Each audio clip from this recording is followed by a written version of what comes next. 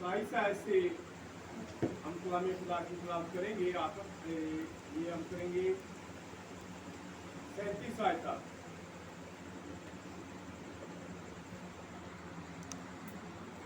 कलाम अक़दस में यूं लिखा है,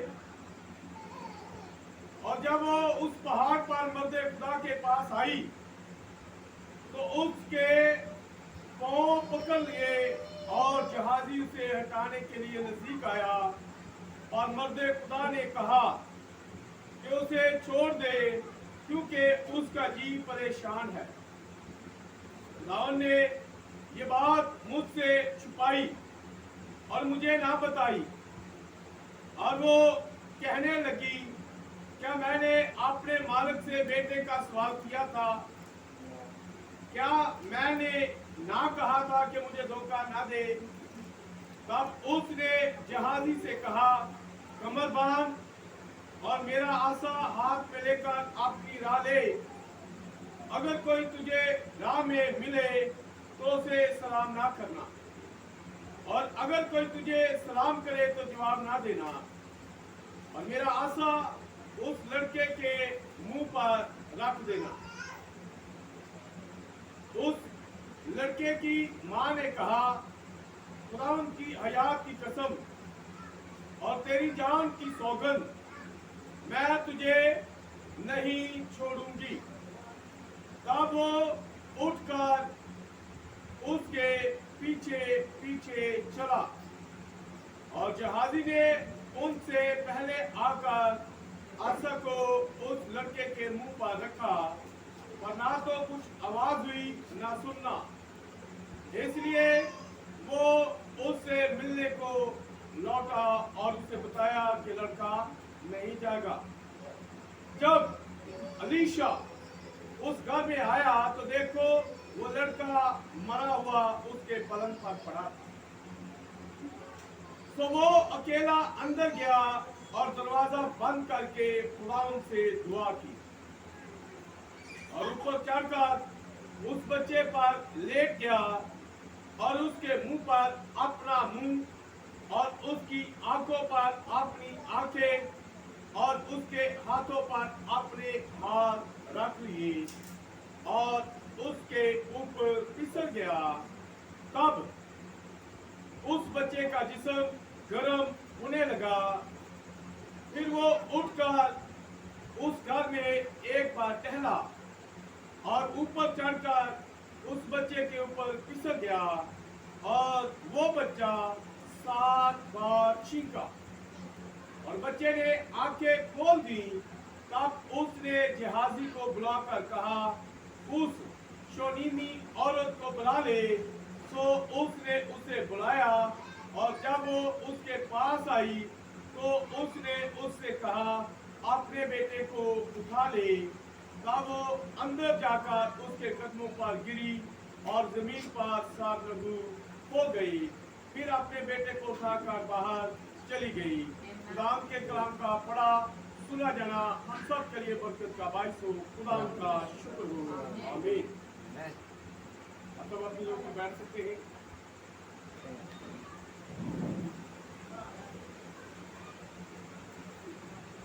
आइए हम दुआ मांगे। इसी यीशु में हमारे आसमानी पिता, तू जो था, तू जो है, तू जो आने वाला है, तू जो अल्फा ओमेगा अव्वल और आखिर इब्तिदाई इंतहा का खुदावंद है। आसमान तेरा तख्त है, जमीन तेरे पांव की चौकी है। जिंदा खुदा तेरे पांव की चौकी में सानगू है। और आज के इस सुख के लिए खुदा तेरा शुक्र अदा करते हैं कि तूने हमें बारी फजल बख्शा कि हम तेरी तारीफ और साइश करें और तेरी आवाज को सुन सकें। तेरी वो आवाज जो तूने अपने नबी के जरिया से हम पर पहुंचाई है, क्योंकि हम एक ऐसा जमाना में रह रहे हैं जो आवाज का जमाना है। जब हम आवाज को सुनने वाले लोग हैं और हमने तेरी उस आवाज को कबूल किया है, तो इसके लिए खुदा तूने बारी फजल बख्शा, क्योंकि हम तेरे चुनाव में थे। इसलिए तूने हमें इस आवाज को कबूल करने की तौफीक दी। आज फिर जब इस आवाज को सुनने वाले हैं तो सुनने वाला जहन, सुनने वाले कान, कबूल करने वाला दिल और अमल करने वाली रूह बख्श देना। आज जब हम अपने घरों को वापस लौटे तो हमारे दिल तेरे कलाम के जोश के साथ भरे हो। पर मैं नहीं जानता कि तू आज मुझ में से होकर क्या बात करेगा, लेकिन मेरा ईमान है कि जो तू हमसे बात करेगा वो हमारे रैप्चर के लिए होगी, ताकि हम हवा में उड़कर तेरा इस्तकबाल कर सकें, हम तेरे साथ एक हो सके। तेरा यीशु नाम हम सब की जिंदगी में जलाल पाएंगे, इसी यीशु के नाम से हालेलुया हालेलुया हालेलुया हालेलुया। आप सब खुश हैं? आमीन। सब खुश हैं? आमीन। जोरदार तालियां जाएं खुदा के दुआ के लिए।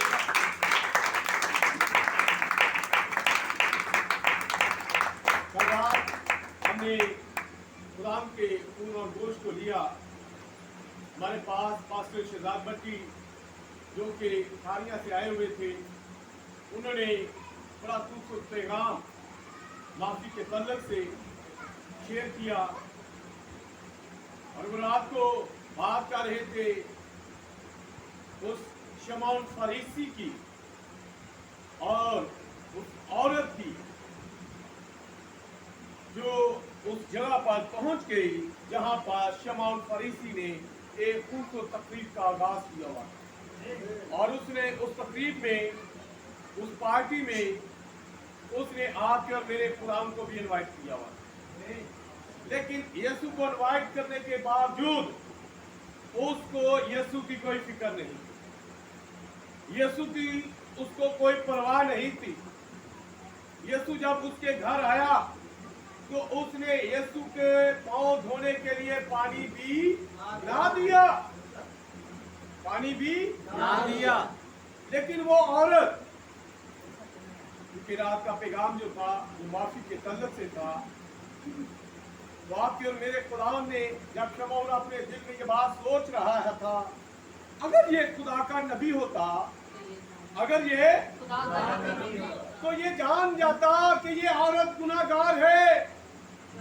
जब वो ये बात अपने दिल में सोच रहा है, उसके दिमाग में ये बात गर्दिश कर रही है, ये बात उसके ज़हन में चल रही है, जब ये सोच रहा था तो आपका मेरा खुदा यीशु मसीह, जिसके बारे में इब्रानियों 4 बाब के अंदर लिखा है कि कलाम क्या है, दो धारी तलवार से ज्यादा तेज है, जो बंद और जो दिल के ख्यालों और इरादों को जानता है। वो कलाम जो जिस्म की सूरत में आज से 2000 साल पहले वो कलाम जिस्म की सूरत में आया, और वो कलाम जब उस शमौन फरीसी के घर गया तो उस कलाम ने शमौन फरीसी के दिल के अंदर, उसकी सोचों में, उसके ख्यालों में जो बात चल रही थी उसे पता चल गया। और उसने शमौन फरीसी से कहा, ऐ शमौन बता, एक साहूकार के 2 कर्जदार थे, एक साहूकार के 2 उस साहूकार ने 2 लोगों को कर्ज दिया हुआ था, और क्या हुआ, जब उन दोनों कर्जदारों के पास देने के लिए कुछ ना था तो वो साहूकार के पास आए, वो उस आदमी के पास आए, और एक ने तो 500 देना था और एक ने 5 लाख देना था।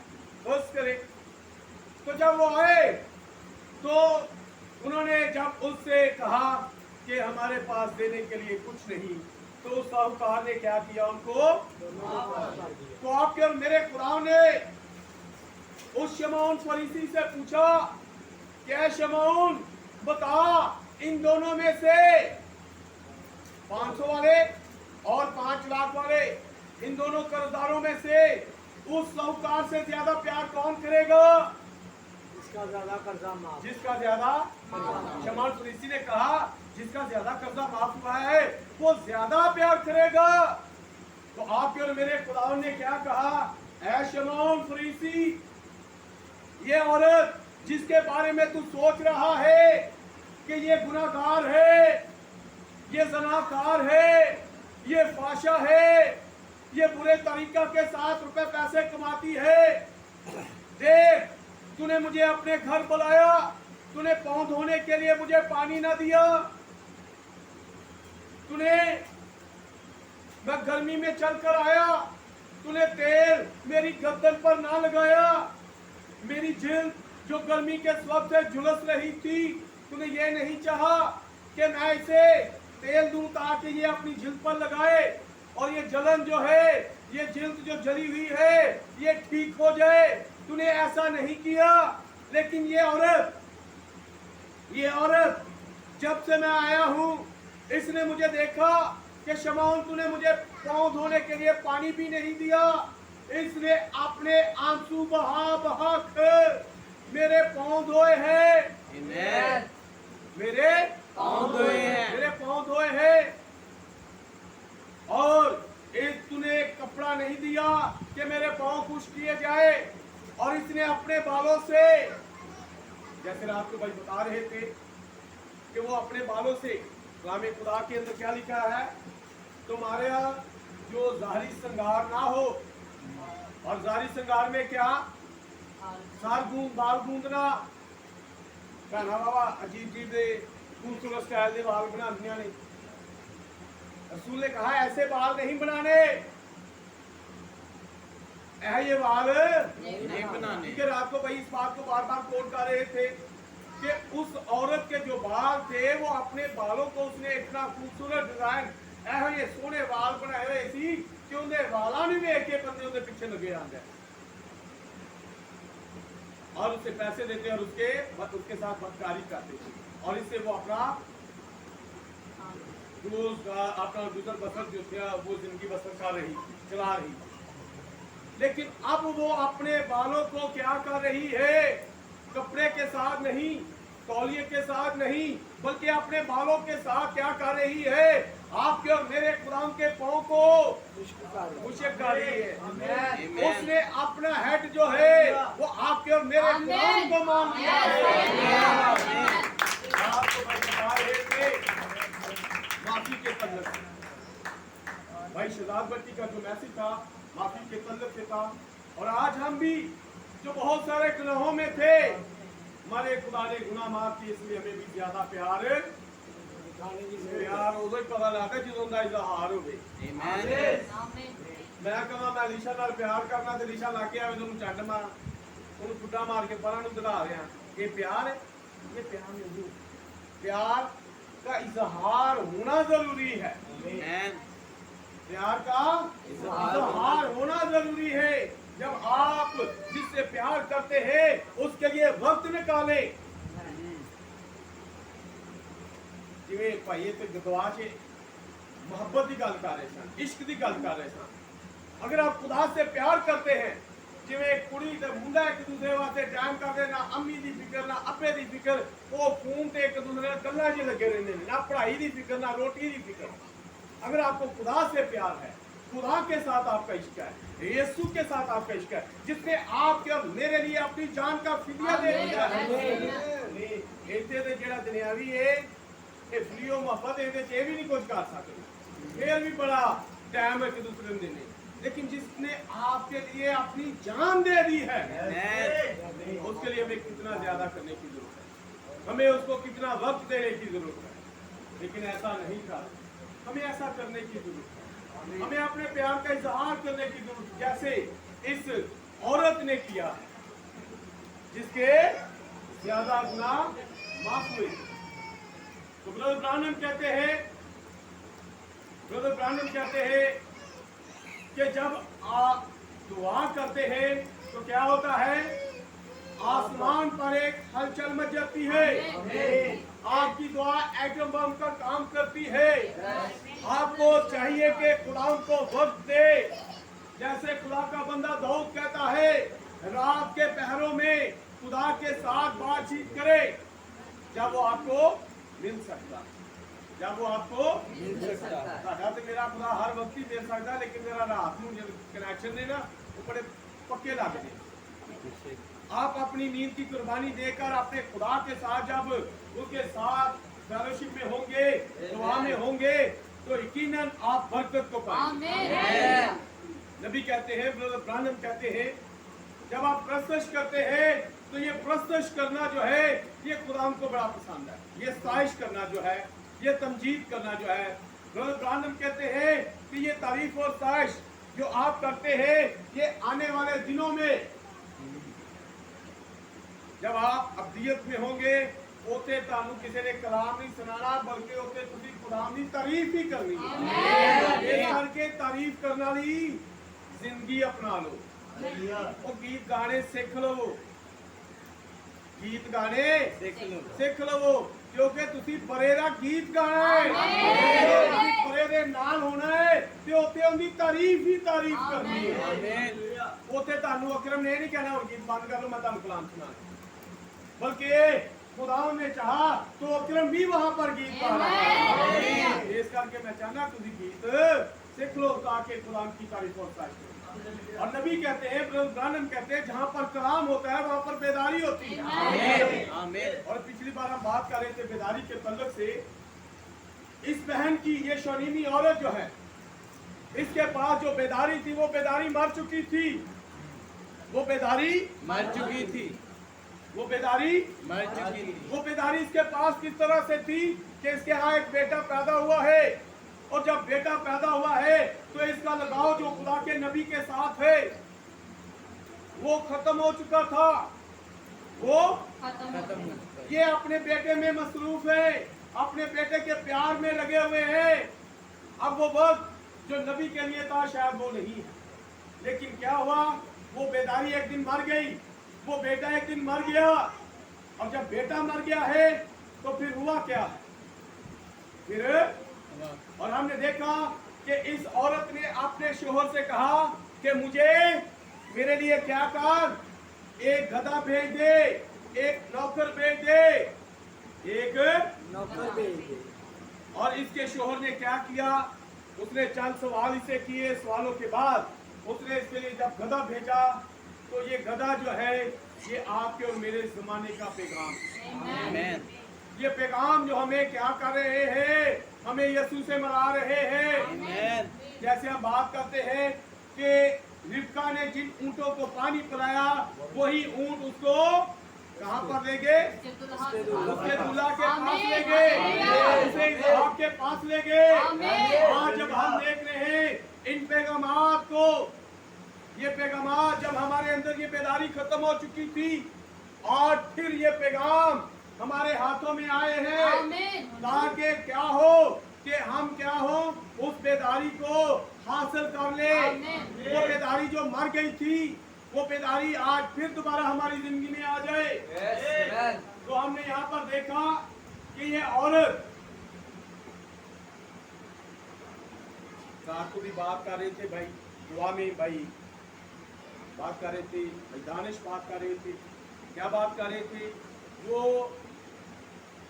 समसून के हाथ में क्या था, एक और वो जबड़ा किसका था, वो जबड़ा किसका था, और गधे के बारे में आप जानते हैं एहबार की किताब के अंदर एक कानून दिया गया था कि क्या करना, पाक जानवरों के पलौठों को क्या करना है, खुदा के लिए कुर्बानी दे देनी है, उनकी ज़बह करना है, खुदा के लिए उन्हें कुर्बान करना है, वो खुदा को दे देने हैं पलौठे जो है वो खुदा। लेकिन गधा इंदा पलौठा जड़ा है ए खुदा नू क्यों नहीं इंदी कुर्बानी, क्योंकि ए पाक नहीं थी। लेकिन इस गधे के लिए आपके और मेरे खुदा ने अपनी जान। आमीन।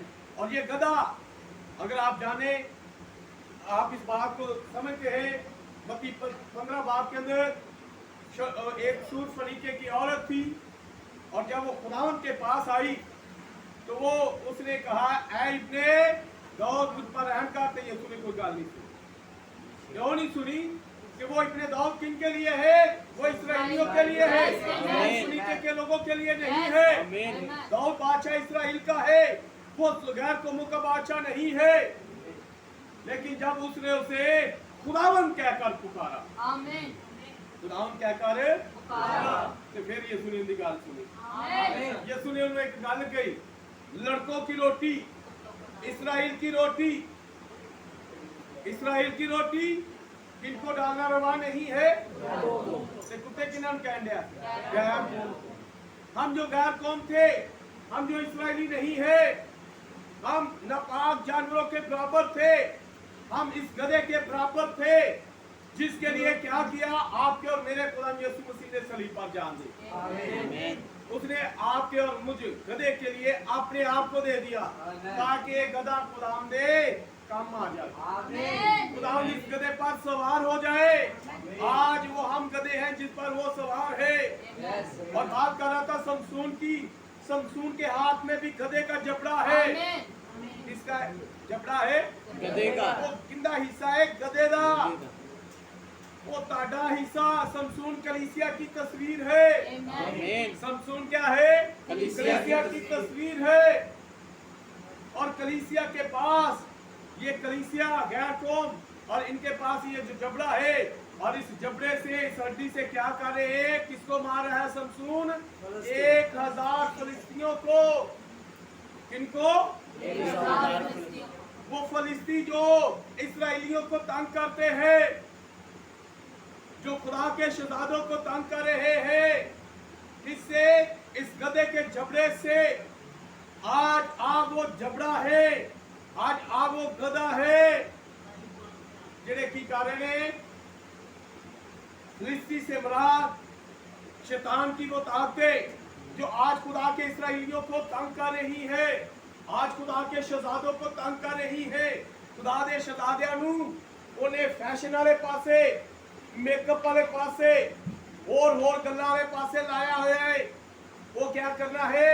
ये खुदा के शहजादों को तंग करना है, उनको उनकी मंजिल से हटाना है। लेकिन समसून के हाथों में, इस कलीसिया के हाथों में वो जबड़ा है जिससे वो क्या कर सकते हैं? वो मुकाबला कर सकते हैं और इब्लीस की ताकतों को शिकस्त दे सकते हैं। जरूरत है कि उस जबड़े का इस्तेमाल करें। जरूरत है कि उस जबड़े का इस्तेमाल करें, क्योंकि हमारी जंग जो है वो इब्लीस की उन्हें रूहानी फौजों के जो आसमानी मुकामों पर है। अगर आज खुदा आपको इस्तेमाल करना चाह रहा है, आप जबड़े को इस्तेमाल करना चाह रहा है, आप गधों को इस्तेमाल करना चाह रहा है कि आप क्या करें? उस बेदारी को बहाल कर सके। बेदारी जड़ी मर चुकी है, उस बेदारी को बहाल करें, क्योंकि जब बेदारी मर गई तो ये औरत यानी ये कलीसिया ये फिर बैठी नहीं रही। फिर इस कलीसिया ने क्या किया है? जबड़े का गधे का इस्तेमाल किया है, गधे पर सवार हुई है और कहां पर गई है? कितने गई सी? नबी देखो, ये नबी कितने आ? ये नबी, ये अलीशा, ये कहां पर है? अलीशा के बारे में जानते हैं कि अलीशा के ऊपर एलिया का मसला है। आज जब इस कलीसिया के अंदर बेदारी नहीं है, बेदारी अगर मर गई है तो फिर सानू भी अपने अलीशा दे कोल आना पैना, सानू भी अपनी जमात दे कोल आना पैना है। उस ओते आना पैना जिथे बेदारी है, जहां पर बेदारी है। इस औरत ने क्या किया है? गधे पर सवार हुई है और कहां पर गई है? अलीशा के पास। और अलीशा कहां पर है? कहां पर है? पहाड़ पर। अलीशा किरमल के पहाड़ पर। अलीशा कहां पर है? किरमल दा पहाड़। एक इतिया ए मशरक। जब शनीम में देखे तो शनीम के मशरक में ये पहाड़ है। ये इसने कहां पर गई है? मशरक। और ये मशरक जहां से सूरज निकलता है, जहां से कलाम निकलता है। ये कलाम मशरक से आया, ये कलाम मशरक से आया है। आप और मेरा कलाम मशरक से आया है। कहां से आया है? मशरक से आया है, क्योंकि इस्राइल मशरक से। तो बात कर रहे हैं, इसने क्या किया है? ये किरमल की तरफ आई है, ये पहाड़ की तरफ आई है। हमारी बेदारी के लिए भी आप और मेरा जमाने का नबी वो कहां पर गया? वो पहाड़ पर गया, वो एरिज़ोना पर गया। किस लिए? ताकि आपकी और मेरी बेदारी जो है वो बहाल हो सके। इससे पहले कि वो मोरों का मुकाशवा आता, ताड़ा ते मेरे जमाने का नबी एक काम कर रहा सी, खिदमत कर रहा सी। वो केड़ी खिदमत सी? मुबशराना खिदमत। वो खिदमत कर रहा था जिसे लोग बड़ा एप्रिशिएट कर रहे थे, पसंद कर रहे थे। लोग की अपने गिरजियाचे बुला रहे सा। लोग आपके और मेरे जमाना के नबी के लिए बड़ी बड़ी मीटिंग्स का अरेंज कर रहे थे। लेकिन जब आपके और मेरे जमाना के नबी ने वो पहाड़ पर गया, कहां पर गया? पहाड़ पर गया। और जब वो पहाड़ पर गया, जिस तरह ये औरत पहाड़ पर गई, आपका और मेरे जमाने का नबी पहाड़ पर गया, तो वो कलाम लेकर आया, वो 7 गरजे लेकर आया, वो 7 मोरे लेकर आया। जब वो ये पैगाम लेकर आया तो फिर लोगों ने उसे कबूल ना किया। लेकिन हमने हमारे लिए वो गरजे हमारी बेदारी के लिए, हमारे लिए वो 7 मोरे हमारे रैप्चर के लिए। तमाम भेद हम पर खुलते हैं जब हम उन 7 मोरों को लेते हैं। जब हम उन 7 मोरों को लेते हैं तो फिर सारे भेद साढ़े पे खुल जाते हैं। तो इसी तरह ये औरत तो वो चली और कोहे किरमत को मर्दे खुदा के पास गई। उस मर्दे खुदा ने दूर से उसे देखकर अपने खादम जहाजी से कहा, देख उधर वो शनीमी औरत है। अब ये मर्दे खुदा, ये अलीशा, जब उसने देखा कि ये शनीमी औरत आ रही है तो वो अपने नौकर से कह रहा है कि देख वो शनीमी औरत आ रही है, अब जरा उसके इस्तकबाल को दौड़ जा, ਉਹਨੂੰ ਵੈਲਕਮ ਉਹਦੀ ਵੈਲਕਮ ਵਾਸਤੇ ਉਹਨੂੰ ਅੱਗੋਂ ਹੋ ਕੇ ਜਾ ਕੇ ਲਾ ਲੈ। इस्तकबाल को दौड़ जा और उससे पूछ, क्या तू खैरियत से है? जब ये अलीशा अपने इस खादम को जहाजी को भेज रहा है तो ये जब उसके इस्तकबाल को गया, उससे मिला तो उससे पूछता है, क्या तू खैरियत से है? क्या तू खैरियत से है? तेरा शोहर खैरियत से है? बच्चा खैरियत से है। तू ठीक है? तेरा शोहर, तेरा बंदा ठीक है? बच्चा खैरियत से है? जब उसे सवाल किए गए ये 3 सवाल, तू ठीक है, तेरा शोहर ठीक है, तेरा बच्चा ठीक है, उसने जवाब दिया खैरियत है। उसने जवाब दिया जेड़ा खुदा च हुंदा है वो हर हाल च खुदा दा शुक्र है। वो हर हाल में क्या करता है?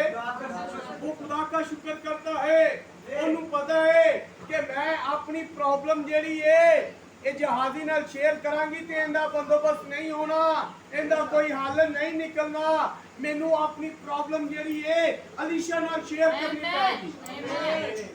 मैं जिस काम के लिए आई हूँ, जहाजी जो मेरी बेदारी को नहीं वापस ला सकता, क्योंकि जहाजी जो है, जहाजी क्या था? नकली ईमानदार। जिवें यीशु दे नाल सी ना, कौन? नकली ईमानदार, यहूदा। यीशु दे नाल भी एक कहेगा नकली ईमानदार। ये जहाजी जो है ये भी नकली ईमानदार है। मूसा के दिनों में जैसे यनीस और यमरीस जो नकली ईमानदार थे, इसी तरह ये बातें अगर यनीस, यमरीस या यहूदा के साथ शेयर की जाए तो कोई हल नहीं निकलेगा। हल कब निकलेगा? जब वक्त के पैगंबर से बात। आज भी बहुत सारे नकली ईमानदार है, क्योंकि आपके और मेरे जमाना के नबी ने हमें इस बात के बारे में बताया। अब्राहम के साथ एक नकली ईमानदार था। इब्राहिम ने 3 ईमानदारों के बारे में बात की। ईमानदार, नकली ईमानदार, ते गैर ईमानदार। ईमानदार अब्राहम, नकली ईमानदार जरा उन्हें वगैरह काम करके बाहर लेकिन वो वे ईमानदार ना, वो कौन सी? लूत। गैर ईमानदार जो लूत के जमाना के लोग, जिन्हें को ईमान ही नहीं, जिनके पास ईमान ही नहीं था। हर जमाना के अंदर नबी बताते हैं 3 किस्म के ईमानदार। तो इसी तरह जहाजी नकली ईमानदार और अलीशा जो था वो ईमानदार था। जब जहाजी ने पूछा खैरियत है, उसने जवाब दिया खैरियत है। और जब वो उस पहाड़ पर मर्दे खुदा के पास आई तो उसके पांव पकड़ लिए और जहाजी उसे हटाने के लिए नजदीक आया।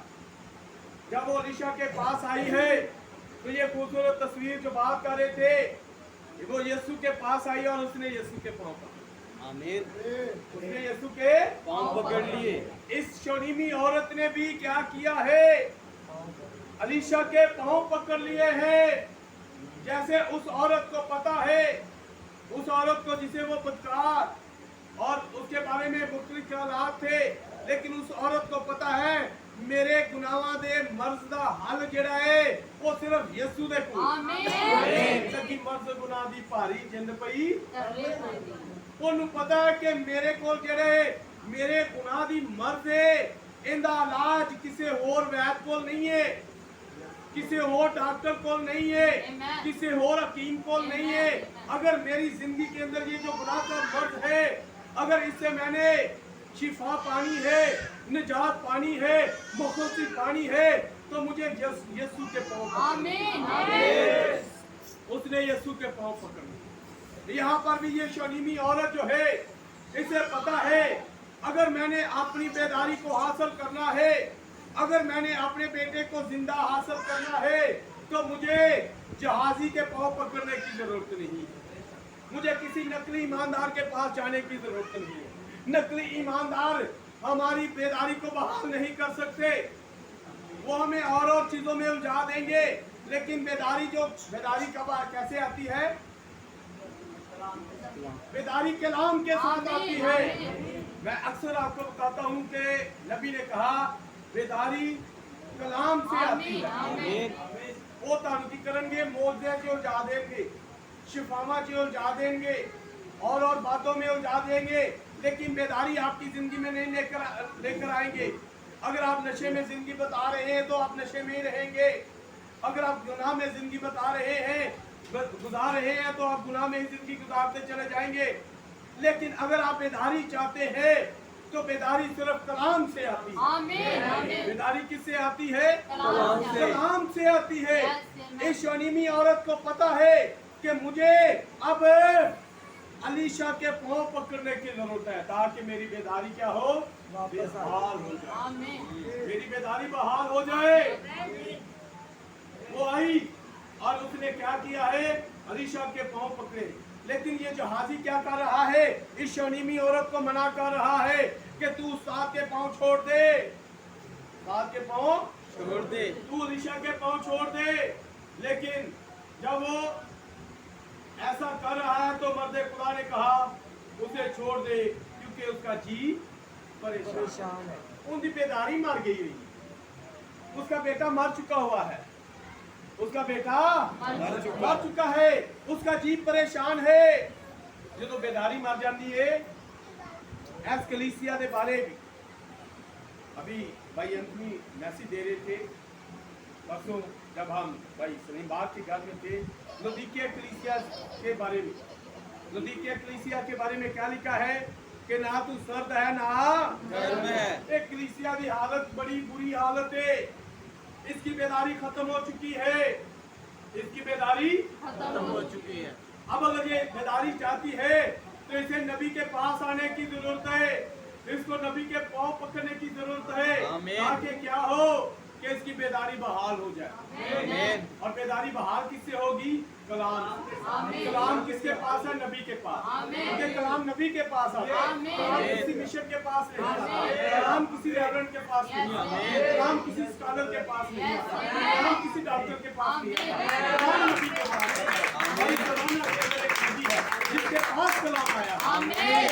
अगर आप चाहते हैं कि आपकी बेदारी बहाल हो जाए तो फिर हमें नबी के पास आने, जैसे ये शरीमी औरत नबी के पास आई, हमें भी नबी के पास आने। और नबी ने कहा इसका जी क्या है? परेशान है। इसका जी परेशान है। और जी परेशान क्यों है? क्योंकि इसकी बेदारी मर चुकी, इसकी बेदारी मर चुकी है, इसकी बेदारी मर चुकी है। और नबी कहता है खुदा ने ये बात मुझसे छुपाई, खुदा ने ये बात मुझसे छुपाई। अब अलीशा कहता है कि खुदा ने ये बात मुझसे छुपाई और मुझे ना बताई। कई दफा ऐसा होता है कि खुदा कुछ बातें अपने नबियों से भी छुपाता है, पता है कि नहीं पता? आमीन। आप अक्सर एक गल कर रहे कि खुदा अपने नबी तो नहीं छुपाता, सारिया गल्लां नबी ते ज़ाहिर करता है। लेकिन कुछ ऐसे वक्त होते हैं, कुछ वक्तों में खुदा कुछ बातें अपने नबी से छुपाता है और फिर वक्त पर उसको ज़ाहिर कर देता है, बता देता है, उस पर उन बातों को रिवील कर देता है, उन बातों को खोल देता है। जैसे खुदा ने क्या किया, दानियल से कहा, दानियल ये बातें तेरे लिए नहीं है, उन बातों को छुपा लिया। जैसे कलाम खुदा के अंदर हम देखते हैं कि एक बात जो खुदा के बंदा ने पलूस ने 14 साल तक बयान ना की, पता है केड़ी गल 14 साल तक नहीं दसी? वो तीसरे आसमान ते गया सी, 14 साल तक खुदा ने उन्हें कहा कि गल तू किसी को नहीं दसनी, उन्होंने छुपाए रखा, बेशक उसे पता था लेकिन वो छुपाई रखी, ये गल तू किसी से नहीं खोलनी, ये लोगों को नहीं दसनी। खुदा कुछ बातों को क्या करता है, खुद ही उन पर एक बाण लगा देता है। खुदा ने इसी तरह इस बेदारी के ऊपर एक बाण लगा दी और नबी से पोशीदा रखा। क्यों रखा? ताकि ये कलीसिया जो है, ये औरत जो है, ये नबी के पास जाए और अपनी बेदारी को हासिल करे। अगर आज आपको बेदारी चाहिए तो हमें भी नबी के पास आने की जरूरत है, क्योंकि कलाम नबी के पास कलाम नबी के पास है। और अगर आप उस बेदारी को चाहते हैं तो फिर उसे ले सकते हैं। ये सुने एक गल की अभी कभी बात कि क्या है, बेटा भी नहीं जानता, बेटा भी नहीं जानता, लेकिन जब वही बेटा जब इब्ने आदम की सूरत में था तो वो कह रहा नहीं जानता, लेकिन जब वो बेटा की सूरत में आ गया, एक दूसरे टाइटल की सूरत में, इब्ने खुदा की सूरत में, पहले बात अंदर जब वो इब्ने खुदा की सूरत में आया और वो उन तमाम बातों को क्या कर रहा है, फिर रिवील कर रहा है, सारी बातें बता रहा है, सारी बातें बता रहा है, सब बातों को बयान कर रहा है। तो इसी तरह नबी कह रहा है कि खुदा ने ये बात मुझसे छुपाई और मुझ पर मुझे ना बताई, लेकिन ये बात, ये बेदारी, ये औरत जब मेरे पास आ गई, मुझे अब पता चल गया कि इनका पुत्र मर गया है, इनका बेटा मर गया है। और यहाँ पर लिखा है 28 में, और वो कहने लगी, क्या मैंने अपने मालिक से बेटे का सवाल किया था? ये औरत, ये शनीमी औरत कह रही है, क्या मैंने तुझसे कहा था, ऐ मालिक, क्या मैंने तुझसे कहा था कि तू मुझे बेटा दे? मैंने तुझसे कोई सवाल किया? नहीं किया, तूने मुझे बेटा दिया। जैसे आज इस कलीसिया को एक बेटा दिया, केड़ा बेटा? कलाम दिया, इस कलीसिया को खुदा ने कलाम दिया, बेदारी दी। तो कलाम की क्या रहे हैं लोग, आज उस कलाम को रद्द कर, वो बेदारी खत्म हो रही है। वो बेदारी क्या हो रही है? खत्म हो रही है। लेकिन उस बेदारी को आप चाहते हैं कि बहाल हो, तो फिर नबी के पास आना पड़ेगा ताकि वो बेदारी बहाल हो। इस औरत ने कहा, क्या मैंने तुझसे सवाल किया? क्या मैंने तुझसे कुछ मांगा था? क्या मैंने कहा था कि मुझे, क्या मैंने ना कहा था कि मुझे धोखा ना दे? मैंने तुझे ये कहा था मुझे बेटा नहीं चाहिए, लेकिन फिर भी तूने मेरे लिए खुदा से बेटा चाहा और मुझे खुदा ने बेटा दिया। लेकिन आज वो बेदारी मर गई है, आज वो बेटा मर गया है, आज वो बेटा मर गया। तब उसने जहाजी से कहा, कमर बांध। अब क्या कर रहा है ये नबी? क्या कर रहा है? अपने खादम को कह रहा है कमर बांध, और कमर बांध। उसने जहाजी से कहा कमर बांध और मेरा असा हाथ में लेकर अपनी राह ले ले। मेरा असा ले और क्या कर? अपनी राह ले ले। कौन सी राह ले ले? अब इस शनीमी औरत के घर जा, इस शनीमी औरत के घर जा और क्या कर? अगर कोई तुझे राह में मिले तो उसे सलाम ना कर। तू राह से मिले तो उन्हें सलाम ना करी। यीशु जी ने भी देखी क्या सुना, रास्ते से कोई मिले किसी दिन आज कोई गलबात ਸਿੱਧੇ ਕੀ ਕਰਨਾ ਹੈ? ਸਲਾਮਤੀ ਦੇ ਫਰਜ਼ਾਂ ਦੇ ਘਰ ਜਾਣਾ। वो फिर जितने तालुन जावे उसी उत्थे ही जाना है। जब आप खुदा के काम के लिए निकलते हैं, जब आप खुदा के काम के लिए निकले, फिर रस्ते च की होता है? कई दफा दोस्त मिल जाता है, आंड है इबादत वास्ते, ते जो दोस्त मिलता है ते प्लान की बन जाता है, ओए यार वो बड़ा परेशान है, वो ते बीमार बड़ा है, ते की कर इबादत नूं रहन दे, उहदा पता कर ਲਈ हो जाता है उसका या कि ये बाद अब इबादत वास्ते आने ने पता लगता है कि फलानी जगह ते फलां कुछ मिल रहा है, चल इबादत आज रहते आज वो लाया। इसीलिए कलाम खुदा के अंदर लिखा है, जिस काम के लिए, जब आप इबादत के लिए खुदा के काम के लिए जाते हैं, तो रास्ते में किसी को सलाम करने की भी जरूरत नहीं है। थोड़ा तुम सलाम करो तो अगे होर ही प्रोग्राम मिल जाए, अगों एक प्रोग्राम मिले, इधर जा रहे हैं इबादत वास्ते। अच्छा इबादत तो 2 घंटे की होनी है, उत्थे 15-10 मिनटों का काम ही, उत्थे उन्होंने दिन फलानी चीज़ देनी है, फलाना काम होना है, या फलाना बंदा इस तरह ऐसा हाथ च पिया है, तो आप पहले वो पता कर ले, फिर इबादत भी चले जाएंगे। तो जो अगले काम वास्ते जाओ तो उत्थे भावें 2 घंटे लग जाए, इबादत खत्म हो जाए, फिर कहते हैं असीं आ ते इबादत वास्ते ही रह सा, लेकिन रस्ते च काम पै गया। इसीलिए यहाँ पर क्या लिखा है, जब खुदा के काम के लिए जाना है तो रस्ते च किसी को सलाम ही नहीं करना, मुंह ते आने सीधे ही की करना है? खुदा के काम वास्ते जाना। तो यहाँ पर क्या लिखा है कि तूने क्या करना है? सलाम नहीं करना। कोई तुझे सलाम करे तो जवाब ही नहीं देना, सलाम करे थे जो इबादत खत्म हो जाए फिर जाके उन्हें मिलो, उनको भाई जी तुम सलाम किया सी, सलाम हम बहने गलबात करने की गलबात भाई उदो तू मेरा जवाब भाई जी मैनू कलाम कहता है कि जो खुदा के काम वास्ते जाना है, फिर रस्ते च किसी नाल नहीं मिलना, क्योंकि अगर रस्ते च आप मिलते तो जो उत्थे जाके मैं कलाम सुनना सी, फिर वो जो रह जाता, शायद इबादत का प्रोग्राम ही कैंसिल हो जाता आप। इसलिए कलाम खुदा की तरतीब जो है हमें उसको अपनी जिंदगी में लेने की जरूरत है। और यहाँ पर लिखा है ना तो सलाम का जवाब देना, और मेरा आशा जो है उस लड़के के मुंह पर, ये लकड़ी जो है, ये आशा जो है, ये जाकर क्या करना है? उस शनीमी औरत के बेटे के मुंह पर रख देना। अब यहाँ पर अलीशा क्या कर रहा है? अपने खादम को भेज रहा है कि तू जा, और जब तू उस शनीमी औरत के घर जाए तो वहाँ पर रास्ते में कोई सलाम करे, सलाम का जवाब नहीं देना, ना किसी को सलाम करना है, बल्कि तूने सीधे उस घर में जाना है और उस लड़के के मुंह पर जाकर इस आशा को रख देना है। उस लड़के की माँ ने कहा, खुदा की हयात की कसम और तेरी जान की सौगंध, मैं तुझे, ये गल मैंने पहले भी कितने पढ़ी याद है। अलीशा नू एलिया कह दिया है कि मैं की कर लगा वा, मैं जिलजाल तो हूं बैतेल नू जान लगा, तो तू की कर इत्थे ही रह, तू ते अलीशा की कहंदा तेरी जान की सौगंध मैं तुझे नहीं छोड़ूंगा, तेरी जान की सौगंध मैं तुझे, मैं तेरे साथ साथ जाऊंगा। मुझे पता है कि मैं अगर इसके साथ जाऊंगा तो फिर मैं उस बरकत को ले लूंगा जो मसा एलिया पर है, उस मसा को हासिल कर लूंगा, उस मसा को तेरी जान की सौगंध मैं तुझे नहीं छोड़ूंगा। जो बेतल गया तो कहना हूं मैं बेतल तो हूं यरू नू जाना है, अब मैंने यरू को जाना है।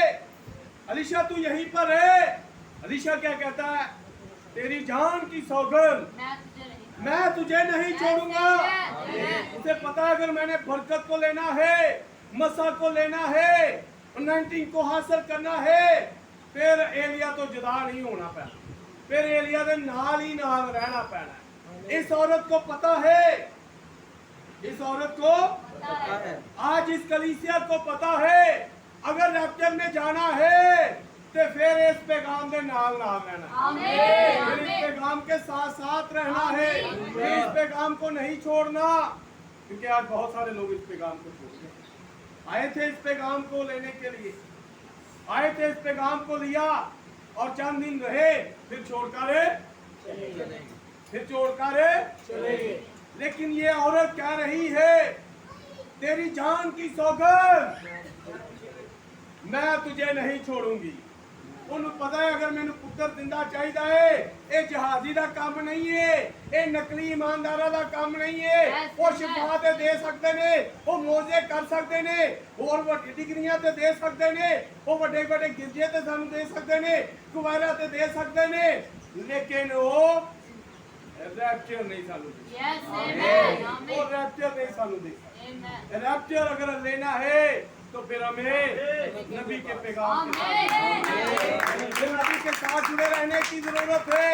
जैसे ये शनीमी औरत कहती है तेरी जान की सौगंध मैं तुझे नहीं छोड़ूंगी, मैं तुझे नहीं छोड़ूंगी। उसे पता है जहाजी मेरे घर चला गया, वो मेरे मुंडे ते अलीशा दा आशा भी रख देगा, लेकिन मेरा बेटा ठीक नहीं होगा, मेरा बेटा जिंदा नहीं हो सकता, क्योंकि जहाजी के पास कलाम नहीं है।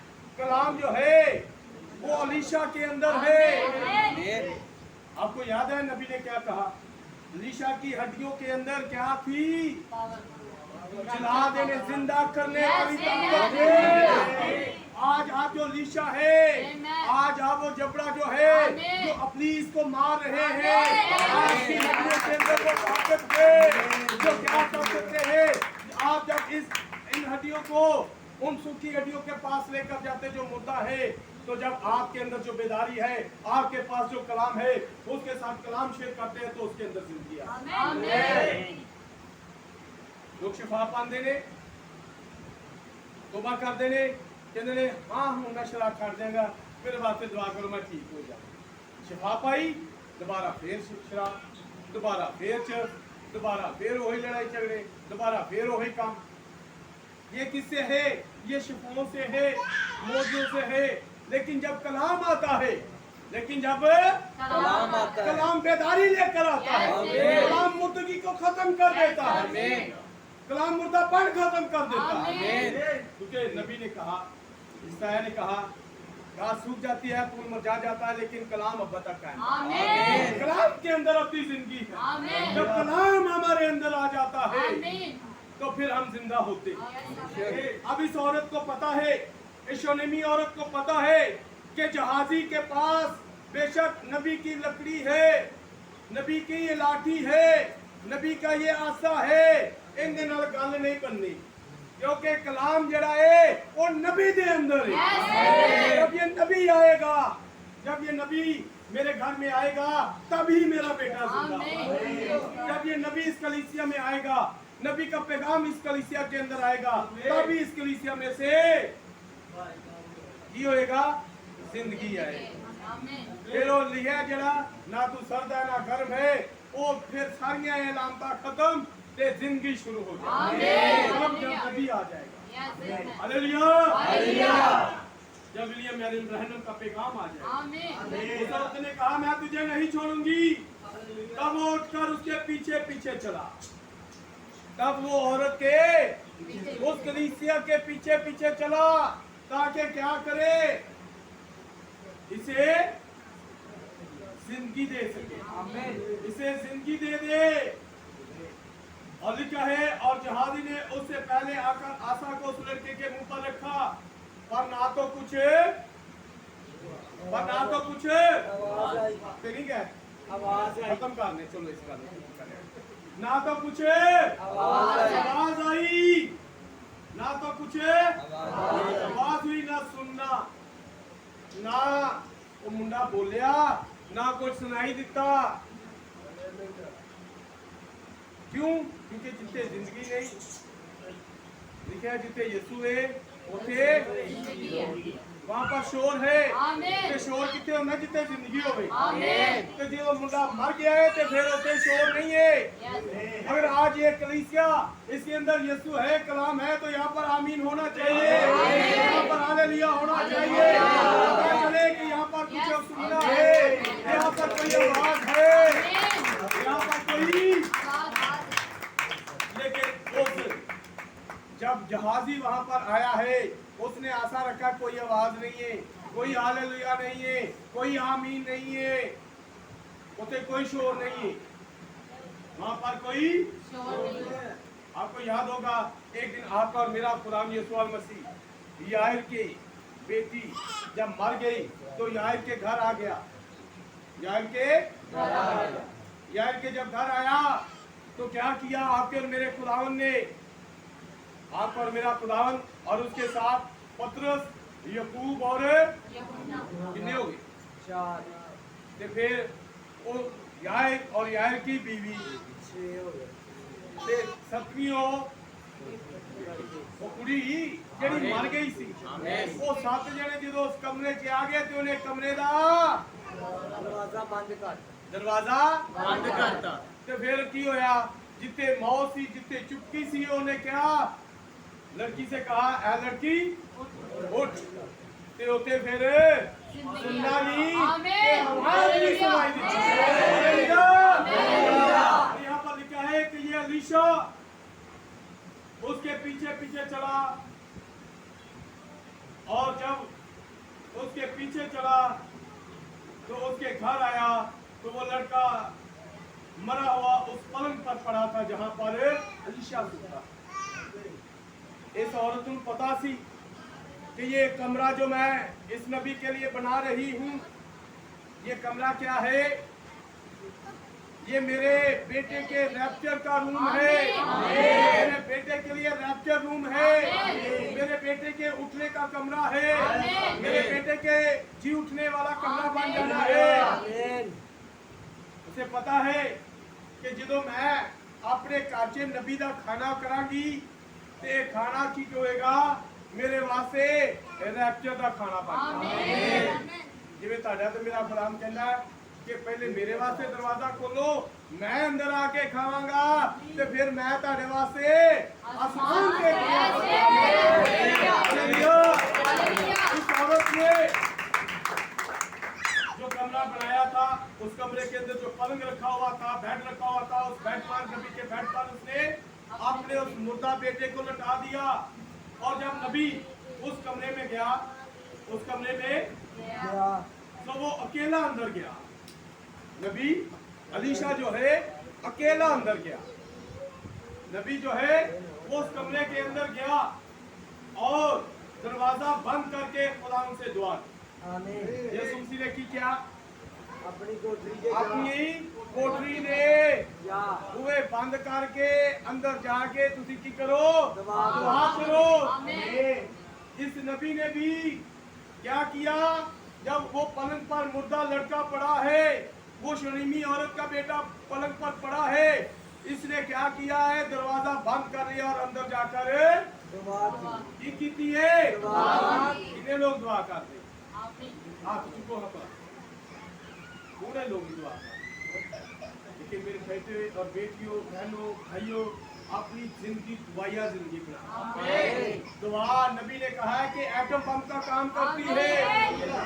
एटम बम के बारे में पूछना है तो जापानिया तो पूछो, क्योंकि ओते एटम बम चलिया है तो अज तक उनका पता है कि एटम बम चलिया। तुसी दुआ करोगे वो दुआ कभी रहेगा नहीं जाएगी, उनका पता चलेगा कि तुसी कोई दुआ मंगी है। नबी ने क्या किया? दरवाजा बंद किया और खुदावन से दुआ की।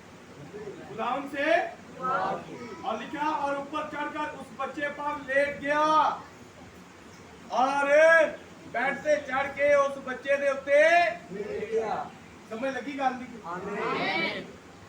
उस बच्चे के उत्ते अब नबी ने क्या किया? ये बच्चा जो मर गया है, ये बच्चा जो और ये नबी क्या है?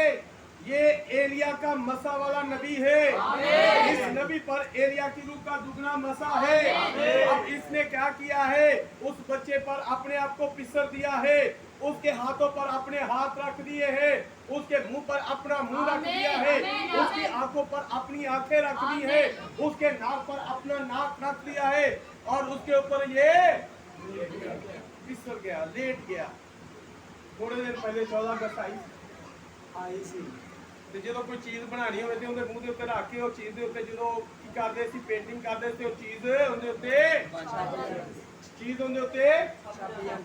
इसी तरह इस नबी के अंदर एलिया का मसा है और इसने चाहा कि इस मुर्दा कलीसिया के अंदर इस बेदारी की जो बेदारी मार चुकी है, इनके अंदर भी एलिया वाला मसा आ जाए, आ जाए, एलिया वाली रूह आ जाए। आज आपके और मेरे जमाना के नबी ने भी कलाम खुदा के अंदर मुकाशवा 10:11 के अंदर क्या लिखा है कि हमने क्या करना है, नबूवत करनी है। ये नबूवत नबी करता है। नबूवत कौन करता है? आपके पास वो नबी वाला मसा आ गया है, नबी आप पर पिसर गया है और आपके ऊपर नबी की तस्वीर छप चुकी है, नबी की तस्वीर बन चुकी है। जैसे अलीशा, ये क्या है, ये उस बेटे पर, उस लड़के पर, उस बेदारी पर जो मर गई थी उस पर लेट गया था। और जब वो बेदारी पर लेट गया तो फिर क्या हुआ, लिखा है इसने एलिया की तस्वीर बना दी। इस अलीशा के अंदर जला देने वाली ताकत है, और वो ताकत क्या है, वो कलाम है। कलाम जिंदगी बख्शता है। कलाम क्या करता है? जिंदगी बख्शता। और वो हाथों पर हाथ रख लिए और उसके ऊपर फिसल गया, तब उस बच्चे का जिस्म गर्म होने लगा। तब उस बच्चे का जिस्म गर्म होने लगा, उस बच्चे के अंदर जिंदगी आने लगी।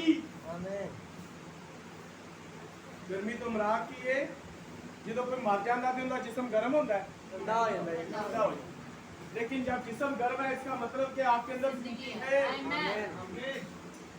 इस नबी ने क्या किया, उस मुर्दा बदन पर अपने आप को लटा दिया और वहां पर एक तस्वीर बना दी, और वो तस्वीर एलिया की तस्वीर। आज इस कलीसिया के ऊपर भी वही तस्वीर नबी ने बना दी, वो भी पिसल गया है, ताकि क्या हो, एलिया का मसा आपके ऊपर वो बात पूरी हो जो आपके और मेरे जमाना के नबी ने कहा। वो ब्रदर भाई वाकर का जो ख्वाब था, और वो ख्वाब क्या था कि मैं इस राइड को एक बार फिर लूंगा, मैं सवारी को एक बार फिर कसूंगा। आज नबी आप में से होकर उस दूसरी सवारी को कसना चाहता है। तो यहाँ पर लिखा जिस्म गर्म होने लगा, फिर वो उठकर उस घर में एक बार टहला। नबी जब उस लड़के पर फिसल गया, नबी उस लड़के पर जब फिसल गया तो वो बदन जो था वो क्या हो गया है, गर्म हो गया। तो फिर नबी ने की किया, फिर उठा, उन्हें उस कमरे से चलना शुरू कर दिया, चलना फिरना शुरू कर दिया, टुरना शुरू कर दिया। और जब वहां पर टहल रहा है तो फिर नबी ने क्या किया है, फिर लिखा है एक बार टहला और ऊपर चढ़कर उस बच्चे के ऊपर फिर फिसल गया। 2 बार नबी आया, नबी ने ये पैगामात कितने 1280, ये 1280 पैगामात जो आपको दिए, ये पैगाम आपको दे दिए, ये बेदारी जो आपके पास आई, लेकिन फिर क्या हुआ, वो बेदारी खत्म हो। आज जो फिर दोबारा बेदारी, ये दूसरी बार का टहलना है।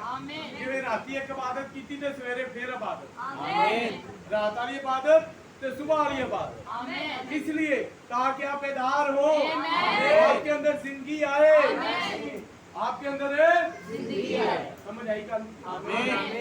ये दूसरी राइड, ये दोबारा इस पैगाम का आपके साथ शेयर करना। जिन्हें नबी ने पैगाम सुनाए, पहली बेदारी ते ऐसे राजे उन्होंने पैगामां की कर रहा है, प्रिंट करा के तानू दे रहा है। उन्होंने पैगामां ऑडियो दी सूरत च तानू दे रहा है। एक ये दूसरी बार पिसर जाना, ये दूसरी बार पिसरना किस लिए, ताकि क्या हो, बेदारी आ जाए, बेदारी का हाल हो जाए। और जब वो दूसरी बार पिसरा तो फिर क्यों है, बच्चे ने 7 बार छींका है। ये बच्चा जो है ये 7 बार छींका है। 7 कलीसियावां दे अंदर, 7 कलीसिया जमाने दे अंदर तुसीं देखोगे ना, हर जमाने दे बारे लिया है कि ए गल जेड़ी तेरी ठीक नहीं, ए गल तेरी ठीक नहीं, ए गल तेरी ठीक नहीं।